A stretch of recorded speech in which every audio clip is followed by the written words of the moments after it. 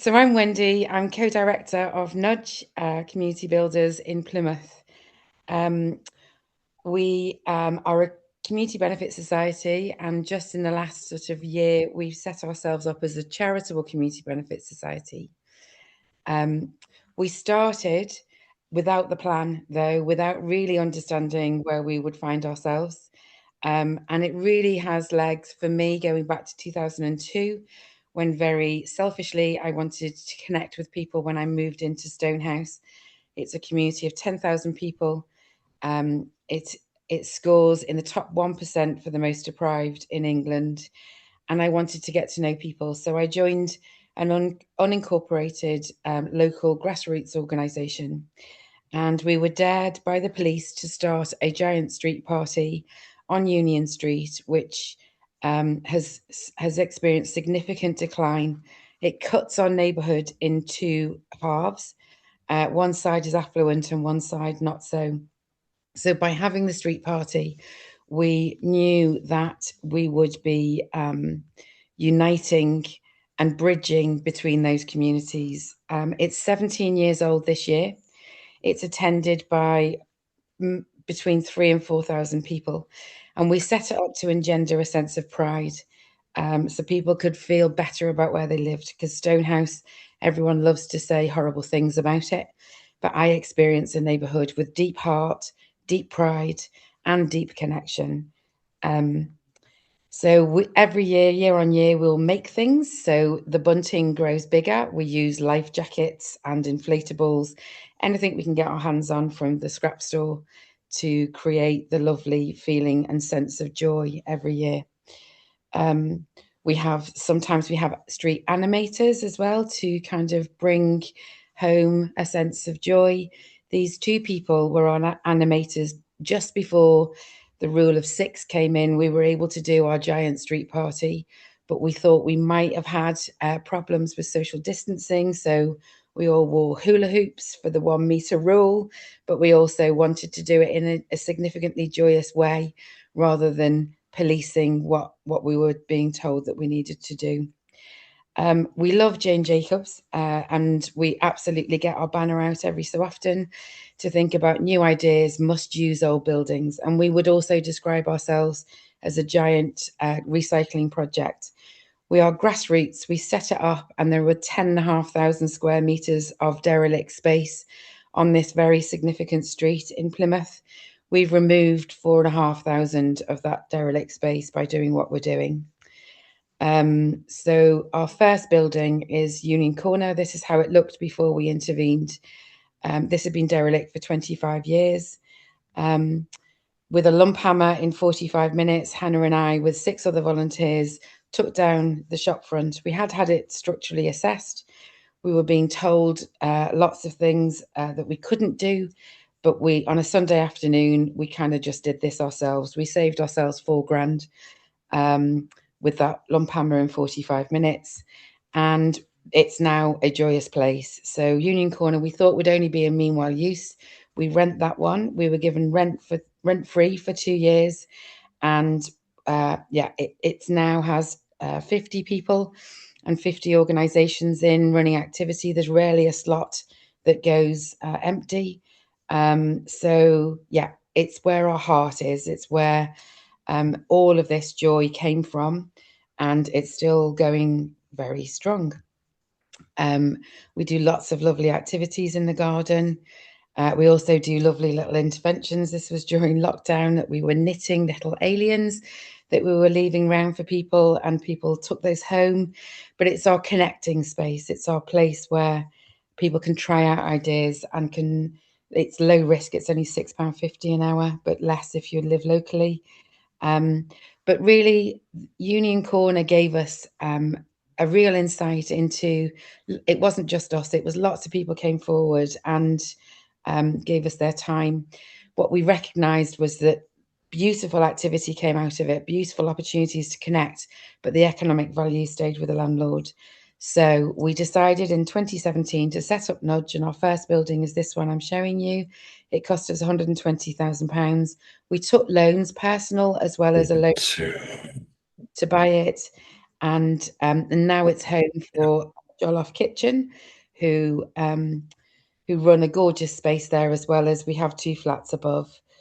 Because we are community owned, we set ourselves the target that we'd spend as much money locally as we could.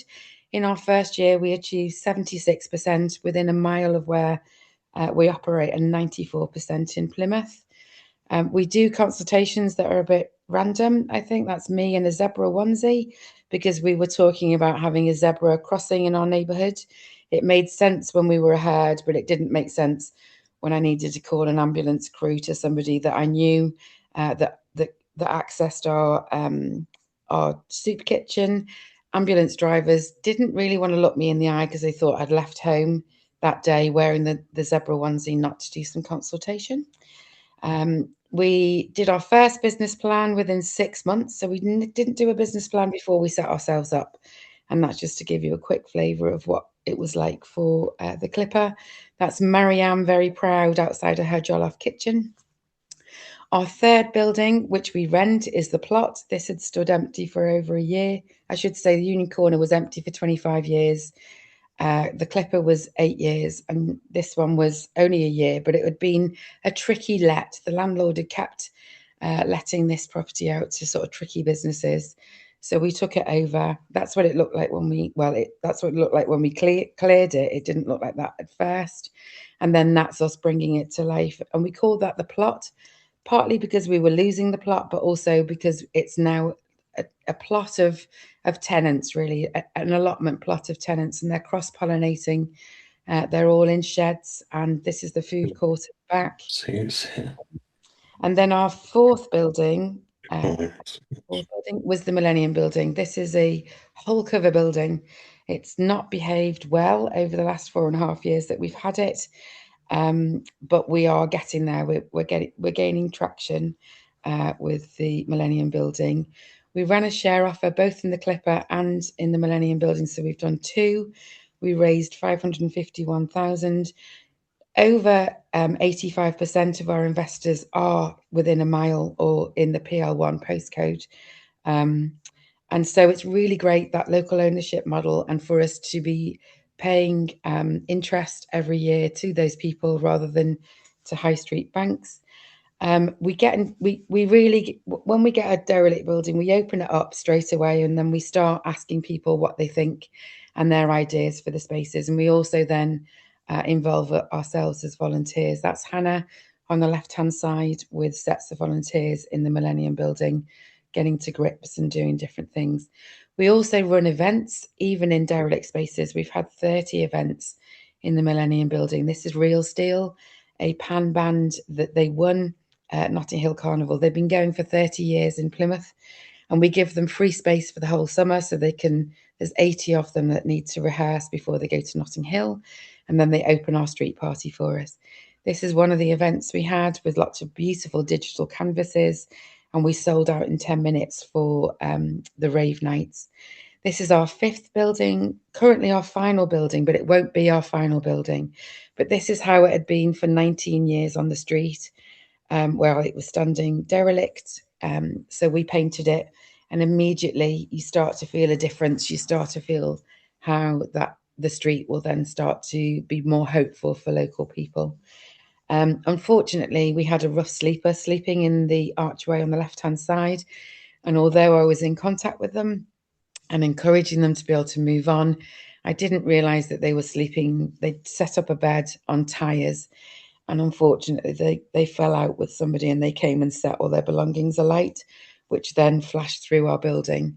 It didn't cause significant damage. Just your 1 minute warning, Wendy. Sorry, Fab. Quite a lot of smoke damage. I'm going to keep going just so as you get a sense of us. But the right-hand side is us then doing a museum of here, where we got lots of information and things that we'd found. We consult regularly. This is young people that we consult with about what they want. We've got a mushroom farm in the basement of C103. We've got an urban space where we're growing. We've also started to talk about a mistress plan. I can talk about that in the Q&A. That's about us flipping a master plan to a mistress plan, because it's bottom up. So that's why we played with agenda. This is a bit of our consultation. We're very mindful that small actions add up, and it's not just us, it's It's lots and lots of actors on the street and other organisations that join in. Tiny little interventions. This only costs us £200, but it's an advent box that we do every year, and it disrupts some of the antisocial behaviour that happens in that square where we put it. This is about us really recognising about gentrification. We don't want to dominate social need, but also we don't want to lock out private investors, but we don't want to be doing all this hard work and then private investors come in and reap the benefits. And so we are setting up a land exchange where we will then be able to sort of nab buildings, take them into that ownership, de-risk them, and then hopefully swing them out to us and others to create a better space. This is some of the things that we've learnt on the way: to be brave, join the dots, take risks, to listen and explore. The small things add up, but step by step. And making change has to be something that we do together. So that's a really quick whistle-stop tour of what we're doing. And I hope I haven't exceeded 10 minutes. That that is absolutely brilliant, Wendy. Diolch yn fawr. Thank you very much. What an amazing story. And there's another part of the country now we all want to visit as well.